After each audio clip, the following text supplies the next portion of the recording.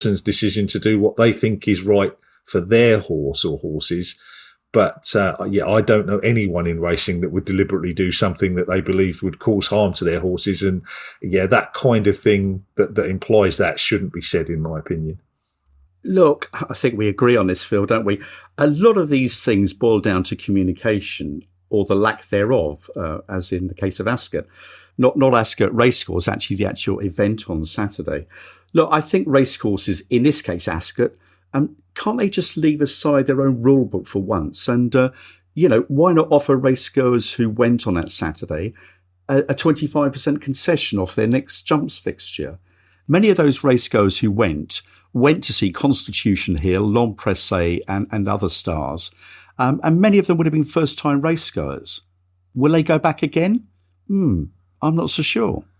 Yeah, I mean, something like that would be great if it did happen. We're all trying to attract people to come racing, and there's definitely more we can do to better communicate with them when they're at the races and to encourage them to come again, especially if things have not gone as well as they might have hoped, as was the case on Saturday.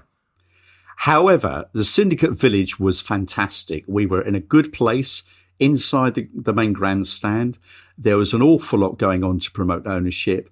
And I'm glad I took advantage of the parade before racing on Saturday to give my new acquisition, the yearling by Alwicaire, currently unnamed, give him a bit of a spin around a paddock. He's being syndicated in 12 shares, and it was good to give him an away day, although he's not broken in yet. Do you know what, Phil? He was as good as gold, and apart from one little holler as he entered the parade ring through the tunnel, the Alwicaire didn't turn a hair. Poetry. Yeah, I mean, it certainly was a great weekend. Massive thanks to Sophie Watmuff and the team at Great British Racing who've put these ownership days on this year. I really hope they'll repeat these in 2023. I think they've been brilliant in helping to spread the word about how much enjoyment can be gained from shared ownership and all the different options that are available in that regard. And while we're talking about ownership, if anybody's out there is stuck for something to put on their Christmas list, then might I suggest a new book? There's one out called From Tattersalls to Triumphs, The Highs and Lows of Owning Our First Racehorse by a guy called Michael Madden. It does exactly what it says on the tin, and I'm sure it'll be brilliant in conveying the joys of ownership. That's one recommendation for me. That sounds like your Christmas present from me to you is sorted. Now, I'm delighted to say we've got our very special guest, Francesca Cumani, on the line. Good morning, Francesca. How are you? Good morning. I'm really well, thank you. And I'm very honoured and very flattered to have been asked to come and chat to you guys. Really appreciate you coming on. I know you've recently become a mum for second time around.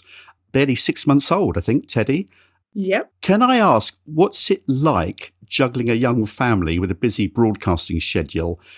Well, I mean, I think it's the same for any working woman having children and trying to work. So I think whether the fact that I'm on TV or not is pretty irrelevant. It's just trying to kind of, like you say, juggle the two things. I decided when I got pregnant with Teddy that I would take a good chunk of time off work because I don't plan on doing it again. And I just thought I'd like to enjoy the time because it's time you're never going to get back.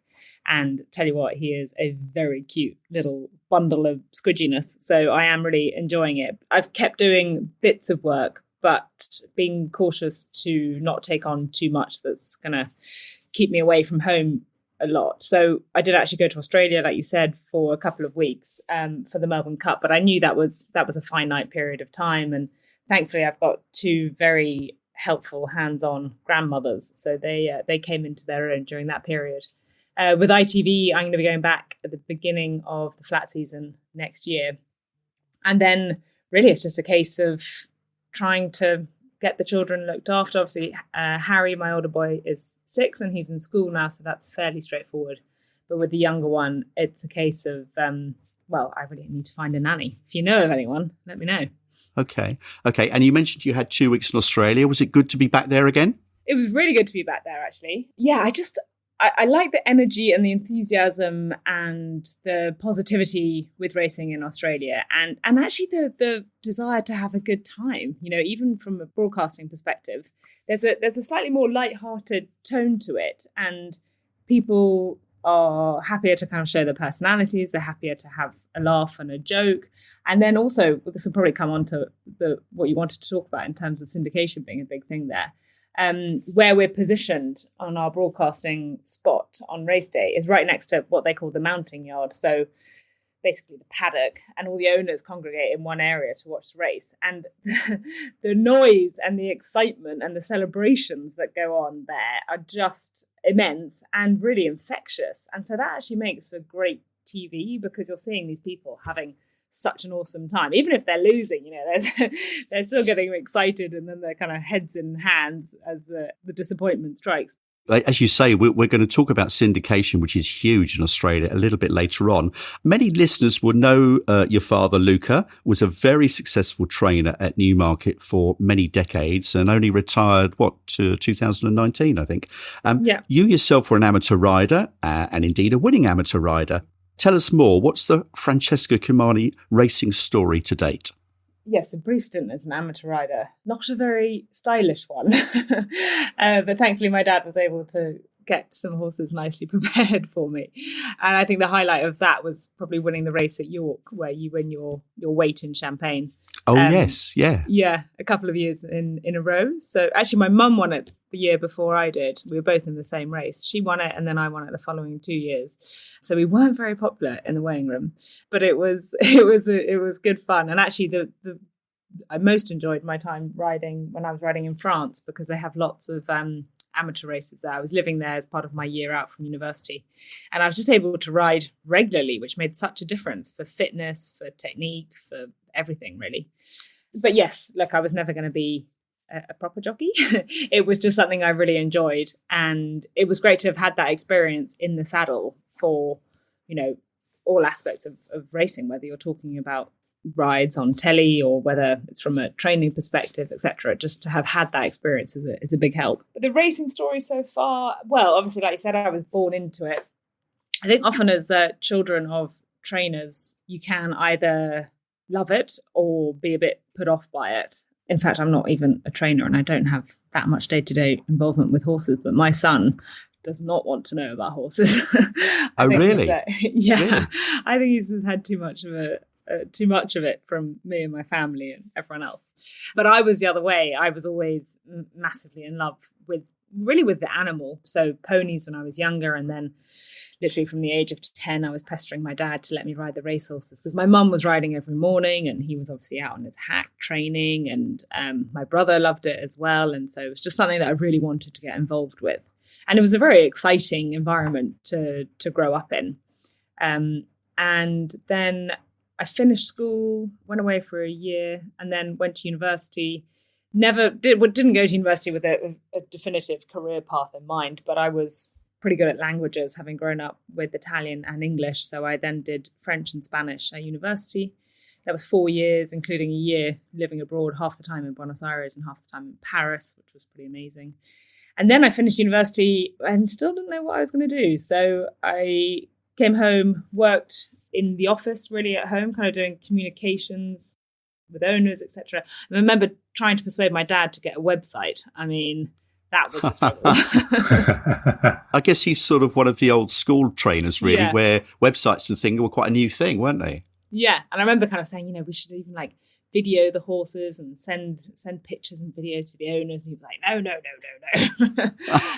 So that was a bit of a struggle. And then actually he started having runners in Australia. So we had a very lovely travelling head lad called Ian Willows who was getting on a little bit, and he didn't want to do the trip because it was a long time away and quite physical and all the rest of it. So I put my hand up for it and took 2 horses the first year. Everything pretty much went wrong.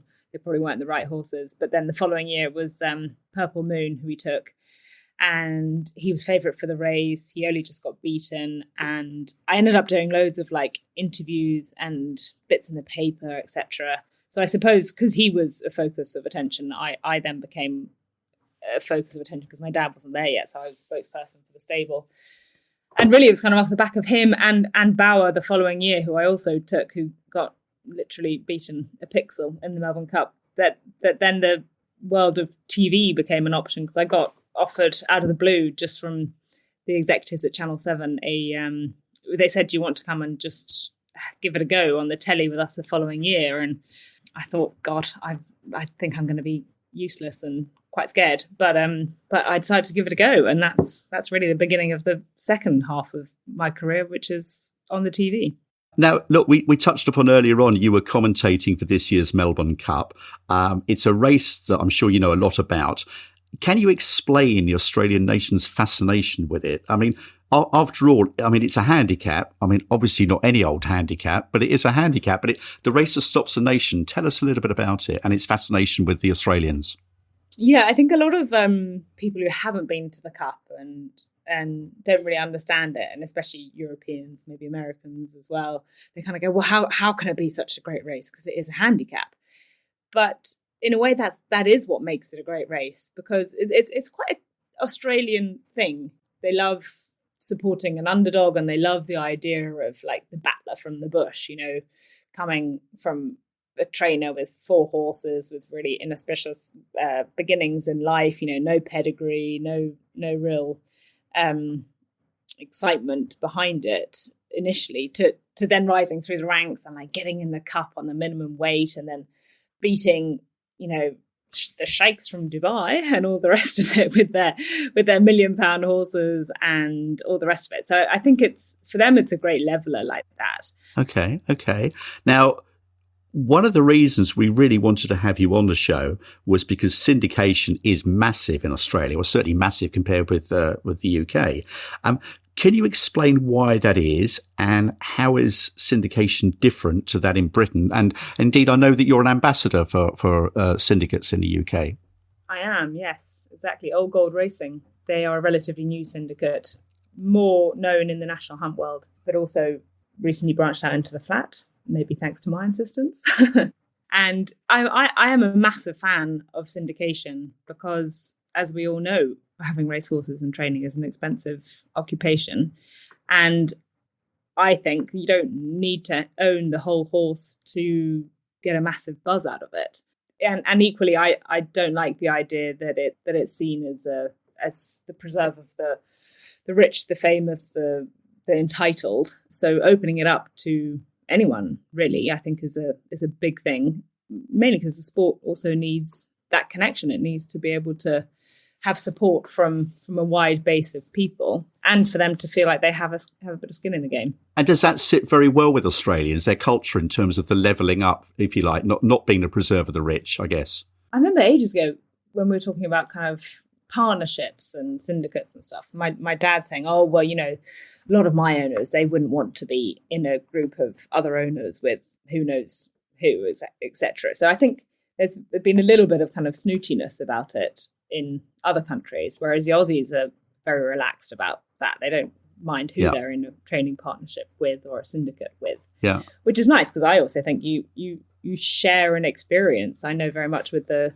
Old Gold Racing that there's a real community feel about it, and everybody kind of gets on various chat groups and talks about it. And it's a lovely story recently of a lady having a share in a horse and then having not a great time with ill relatives, and then she couldn't afford to pay for her renewal in this horse with Old Gold, and somebody anonymously got in touch and said, I'd like to pay for her share. Oh, lovely. To keep her in the horse, which is lovely, isn't it? I think it's so nice.